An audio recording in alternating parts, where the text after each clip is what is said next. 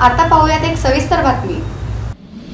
उत्तर सोलापूर तालुक्यातील डोणगाव येथील ओढ्याला पूर आला असून सार्वजनिक बांधकाम विभागाच्या चुकीच्या डिझाईनमध्ये पुलाचं पात्र सोडून पाणी रोडवरून वाहत आहे। ओढ्या शेजारील आजूबाजूच्या शेतामध्ये पाणी शिरलं असून स्मशानभूमी पूर्णतः पाण्यात गेली आहे। त्यामुळे गावातील मयत व्यक्तींना रोडवरती अंत्यसंस्कार करण्याची वेळ आता डोणगाव गावावर आली आहे। या पुरामुळे संपूर्ण वाहतूक ठप्प झाली असून ओढ्यापलीकडे असलेल्या शेतकऱ्यांची जनावरांचे खूप प्रमाणामध्ये हाल होत आहेत।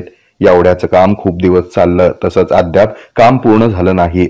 एक बाजूचा भराव आणि त्याची रिटेनिंग वॉल अद्याप बाकी आहे। कोणताही पूल डिझाईन करताना भविष्यात येणाऱ्या पाण्याचा विचार करून पुलाचं काम करणं आवश्यक असताना प्रशासनाकडून डोणगाव ओढ्याचा पूल फक्त नावालाच झाल्याचं दिसून येत आहे।